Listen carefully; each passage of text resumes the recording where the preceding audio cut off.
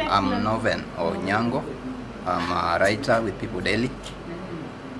Basically, we normally highlight clean energy issues under environmental stories.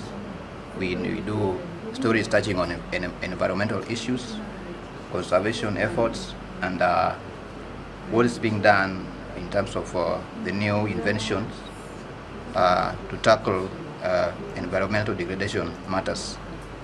So that is basically what I can say regarding the clean energy issue. So we tackle issues that can come up in terms of what is being done to address environmental degradation matters. Initially, we have done some talking of briquettes and even modern jikos that are being used as part of the efforts to eradicate environmental degradation. Can you share a link on the what? Yeah. We'll be able to do so if you search, if there are such. What? I'll be able to do so. We have some. Yeah, share whatever you have right now, currently now. No. You know. My name is Laura Otieno. I am a reporter with Citizen TV, and with us, most of the time we've been covering the stories of clean cooking around energy issues and conservation. So the most popular stories, I was just looking for them, I'll share with you shortly, have been on issues to do with briquettes. And I think we've also done a bit of LPG, but then we did not quite look at it as clean cooking per se, but looking at it in terms of cost and accessibility regarding the plant that was supposed to be set up, I think in Mombasa by Kenya Pipeline, sorry. So we have been covering it as such, like the efforts by government to bring down the cost of LPG in regards to allow more people to take up LPG as a form of clean cooking. So yes, I think there's a place for it because looking at the options that have been provided, the existing options to choose from, I think it's an underreported area that we can venture into, especially looking at how the uptake of these solutions in rural areas and indigenous communities. Because when you talk about people in Kilifi still insisting that they want to use a charcoal, but then there's a bigger issue like firewood inawaumiza, mvua inyeshi. So I think there's a space for it. We just need to tweak it a bit, and how that can work is, apart from providing us with the sources that you can interview, there's also, I don't know if you have it within, but you can also always write it as a suggestion.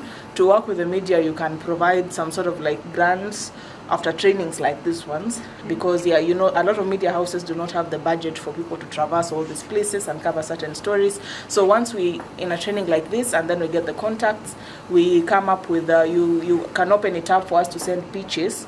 Someone wants to cover the story on something, another one wants to cover a story on something, and then you develop those pitches and then offer some sort of a grant for someone to report on that. But I think it's an underreported area that we really need to look at, especially looking at how we're supposed to transition to clean energy by 2028. Yeah, so I think it's something we can definitely collaborate on. Thank you. My name is Joseph Ojuang. I work for Capital FM. I want to be frank that I have not ventured much into clean cooking reporting, and I think such forum gives us that opportunity to learn more and be able to come up with stories. I'm learning now that we have some of the solutions being arranged here in Kisumu at Kibos, and I think I'll make a trip to Kibos and see what is happening there and see how I can come up with stories to help the locals to catch up with clean cooking energy solutions. My name is Olivia Odhiambo. I write for the Standard newspaper here in Kisumu. So to be a little bit frank, I have not written much on clean cooking solutions, but having gotten an opportunity to attend this training in the land, a few things or so much on the types of clean cooking solutions, and maybe how the media can come in to help with reporting and maybe sensitizing the public on the same. I think I'll take the advantage to just sit down and try and brainstorm and come up with story pitches that I could work on moving forward. Thank you. I'm Faith Matete. Yes. I work for the Star newspaper. I think this is something that we can venture more on journalists, though it's underreported. Yeah. Most people don't focus on that. And I think this training is an eye-opener for us here. I think I've not ventured much, but I've done one story on gas fire stoves, whereby there was an organization that was making the stoves and then selling. They were partnering with some NGO, and then they were making the stove at a reduced rate, and then giving it to small-scale traders. For example, the ones selling fish or chips along the road, to ensure that the issue of population and all that, yes. Yeah. But I haven't done more stories, only one. Only one story. Yeah. But did you know it was about it's a form of clean cooking? Yes, I knew it was a form of clean cooking. Okay, yes. so nice, thank you. I'm Bramwell Bwire, reporter KTN Nyanza. I've also done some story about the clean cooking solutions, where I was talking to a guy who was using water hyacinth to come up with a different way of generating energy to help people around the lake. But I didn't have a lot of interest in this sector, but this training is providing an opportunity to think differently. I've also done some stories where there have been fire outbreaks due to explosions by gases in houses. I've also done a story about kids succumbing to use of jikos, but I didn't think it in this direction. So it was an opportunity that has turned around my thinking about cooking energy, clean cooking energy, but I also didn't know about the association. So this was an opportunity to know that there are some people you can meet along the way who can give you some sources. They can connect you to some people who can give you grants to do these stories, because I come from the most rural setup of this country, and I believe there people don't know anything about cooking, clean cooking energy. So it is a good opportunity, and I believe in future maybe you will be seeing some more stories from me over the scene. Thank you. Thank you so much. My name is Fred Madanje from Urban Radio. To be honest, this is a new area for me, just like climate change, so I'm still trying to acclimatize. But I'm pretty excited to commence this journey and to be part of this forum. I'm going to use this forum as a stepping stone to now venture into writing stories about clean cooking solutions. I know solutions like LPG are part of clean cooking solution, but also my influence at the station, I can use that to prioritize stories on clean cooking. So I'm going to use the contacts from Clean Cooking Association of Kenya to build that network, so kind of be able to be doing these stories and to change the narrative, because I know the effects of like using charcoal, issues of emission. So I think I can use my position to do stories that can change the world. Yes. I've actually not covered any story on clean cooking, but I've learned a lot of types of clean cooking today. So I've just realized it's a good story to pursue. So going forward, I will start thinking about that, and I'll start doing stories on clean cooking. Thank you. My name is Viola Kosome. I work with People Daily newspaper. For me, I have done one story on clean cooking where someone from Dunga was using water hyacinth weed to make biogas, and now fishmongers there they stopped using firewood. There's a woman there who was using around between 500 to 800 shillings on firewood per day, and now she will buy this the biogas from this guy at only 40 shillings per meter cube, and it was and it was also saving on cost. Yeah, When you say alikuwa ananunua biogas, that means what? Biogas inatumika kutengeneza nini? Wanatumia water hyacinth weed and cow dung. Yeah. At 40 shillings? Yeah. So, okay, wanauza the cow dung ama wanauza The gas. The gas. You can sell. Yeah, it's human package. You can package. I'm also learning. I've learned that. I'll go look. Sell for me that story. Yeah. My name is Odera Wycliffe. I'm a radio journalist based in Kisumu. On clean energy, I'll say I've had experience kidogo. I've covered the smart Jiko makers somewhere in Rongo. I remember that was an initiative under practical action. There's a lady, I'm Millicent, the consultant who moves across Africa now making Jiko. I think that's the name, Millicent. And just behind Millicent's home, there's another CBO making briquettes. And that was the experience. Opapo nyuma tu kando ya lami. So I think some of the colleagues might relate to that. In Dunga also, I remember there was an effort. There's somebody who was doing, should I call fabrication? Just from apart from having the good Jiko, somebody was doing some innovation to have a charger, the Jiko to be able to charge a phone. Ilifikia wapi. Just from the heat generated, you cook.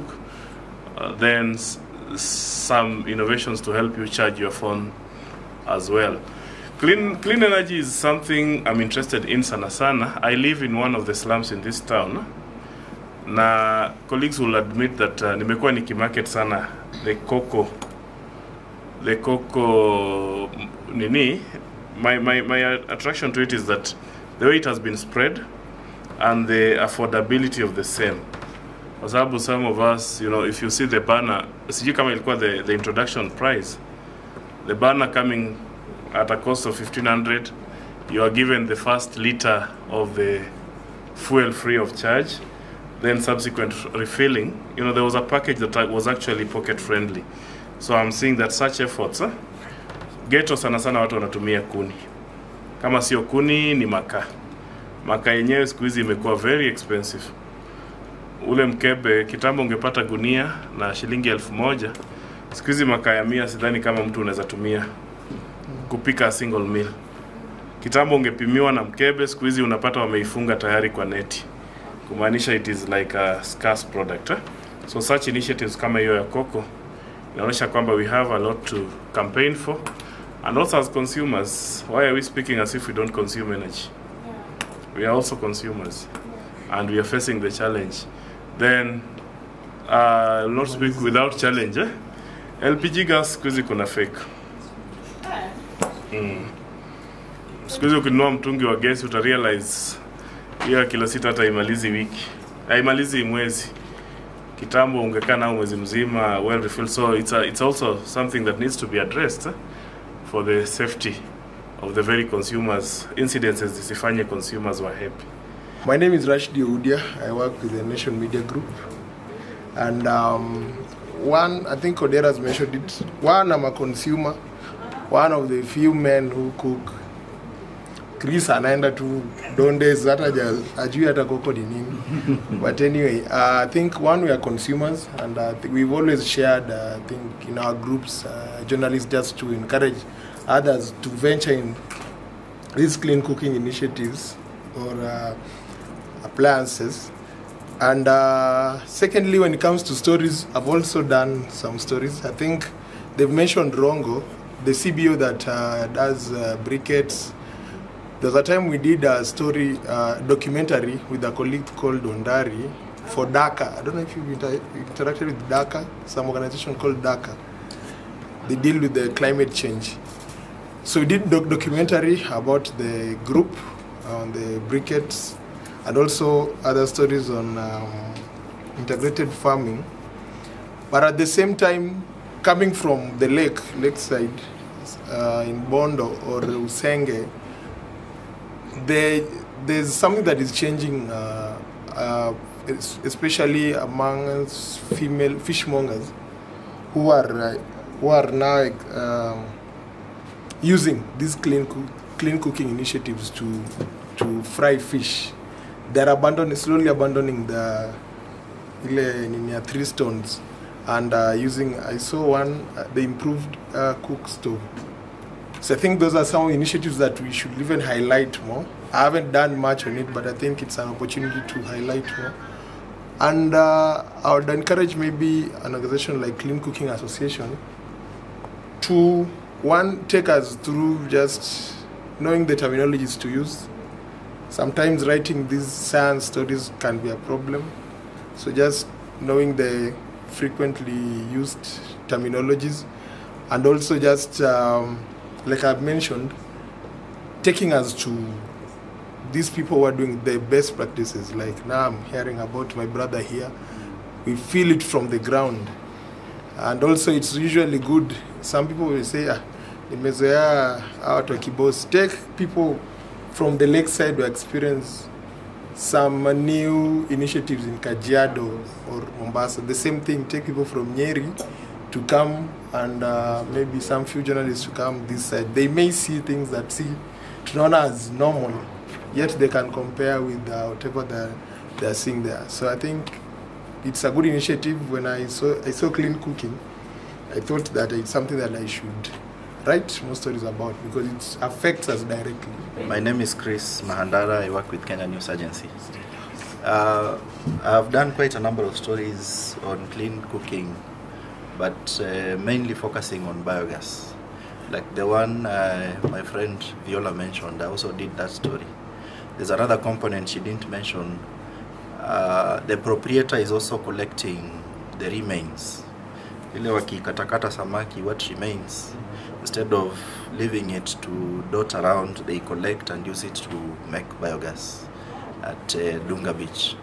They also have another component which I've also written about, where they involve communities. For example, you could be in a village and maybe I have one cow, she has 2 cows. We can agree, we collect cow dung and take to a central point.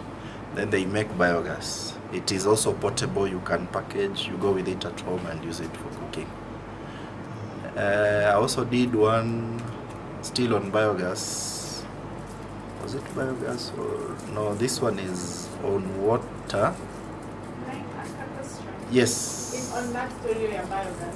From what I've seen in the two cities it's going to. Iko kwa container kama polythene hivi. But your polythene, so you cannot just cook. How is they going to connect? It's not making sense. How are they connecting? Kuna connections wametengenezewa. So they've been made for this? Yeah, they've been made for that. So they come technically when a girl. But now again, from this connection... This engagement is also an eye-opener. Like we've explored other options, some which I'm hearing for the first time. I think we should be able to pursue that as well. Thank you.